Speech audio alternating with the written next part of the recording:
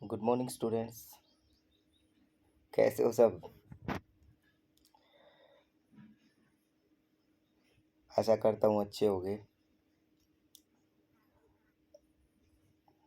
और अपना कार्य अच्छे से कर रहे होगे। बच्चे, आज कुछ स्पेशली बातें करनी थी आप लोगों से।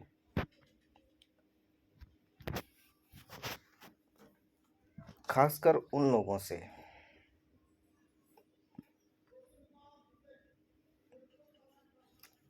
जो ये मान चुके हैं कि हमसे कुछ नहीं होगा, हमारे तो ये चीज़ समझ में नहीं आती, हमारे तो ये चीज़ समझ में नहीं आती, मैं तो यहाँ पिछड़ गया।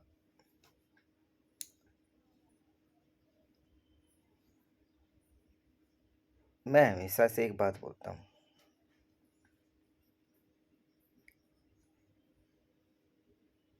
इंसान का सबसे बड़ा दुश्मन कौन है? कोई आप सोचिए एक बार, इंसान का सबसे बड़ा दुश्मन कौन है?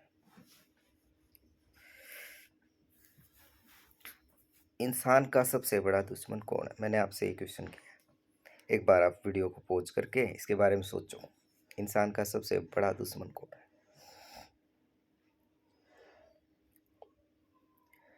इंसान का सबसे बड़ा दुश्मन खुद इंसान ही होता है, ये मेरा मानना है। उसने यदि ये मान लिया कि हार होगी और ये कार्य नहीं बन पाएगा मेरे से, फिर समझ लो वो काम होगा भी नहीं। और उसने यदि ये मान लिया कि चाहे कैसे भी हो ये कार्य मैं करके छोड़ूंगा, तो फिर दुनिया में ऐसा कोई कार्य है नहीं जो इंसान नहीं कर सकता। और जो ये तुम पढ़ने पढ़ाने की बातें करते हो कि भाई मेरे को इस सब्जेक्ट में कमज़ोरी है, फिर से ये नहीं बन पाता, वो नहीं बन पाता, ये तो बहुत छोटी बातें हैं। इंसान कुछ भी कर सकता है, और तुम्हें तो क्या करना है, किताबें पढ़नी ही तो हैं। ऑनलाइन बहुत सारे ऑप्शन हैं आपके पास बहुत सारी बुक्स उपलब्ध हैं। आप लोगों का सबसे बड़ा जो कमज़ोर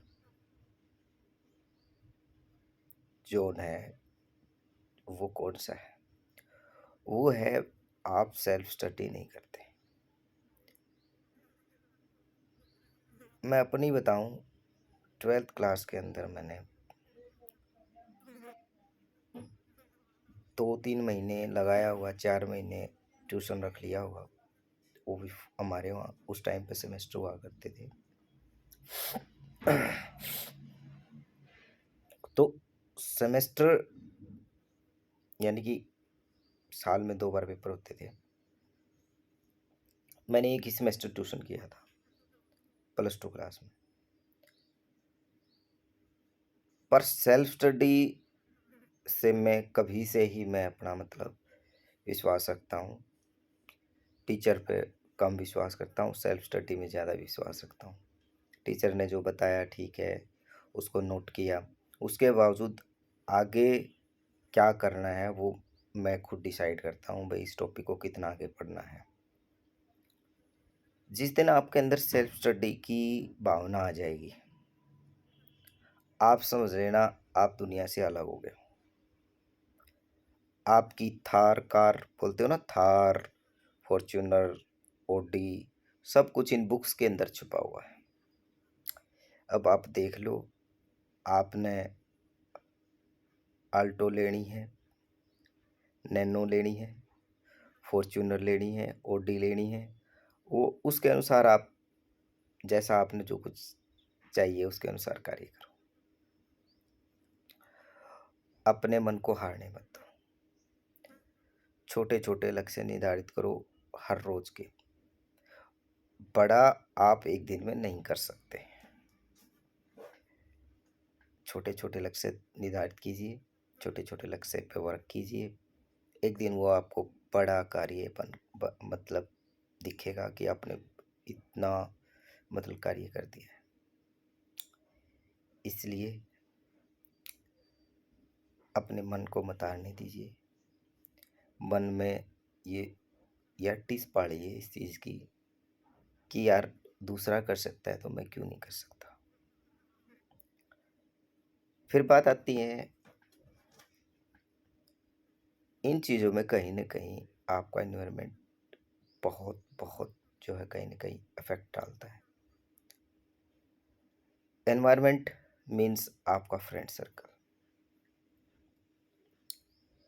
आप कैसे फ्रेंड्स के साथ रहते हो, आप वैसे ही बनते चले जाओगे। फ्रेंड का मतलब ये है, हो सकता है आप उन फ्रेंड्स से अच्छे हो। अच्छे का मतलब है आप उनसे ज़्यादा पढ़ते हो, आप उनसे अच्छे हो सकते हो। अंधों में काना राजा वाली बात भी हो सकती है, मतलब समझ गए होगे आप। आप उस इन्वायरमेंट को छोड़कर किसी दूसरे इन्वायरमेंट को भी जांचिए, क्या मैं वहाँ पर भी लाई कर सकता हूँ।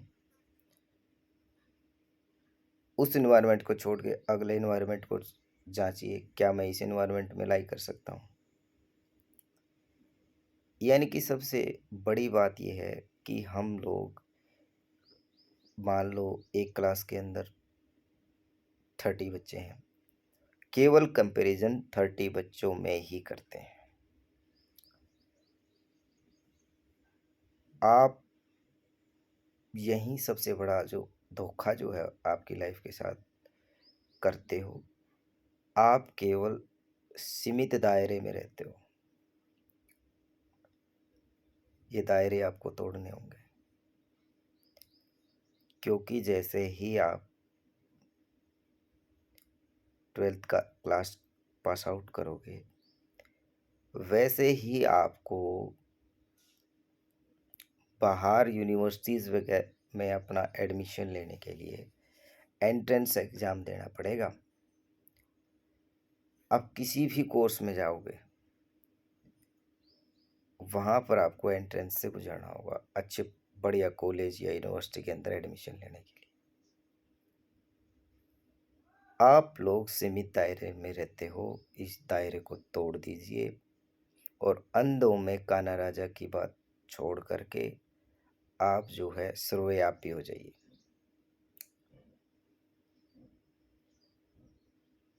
इसका मतलब है आप अपने इस जोन को छोड़ दीजिए, इस जोन के दायरे मत रखिए, इस जोन को फैलने दो जितना फैला जाए।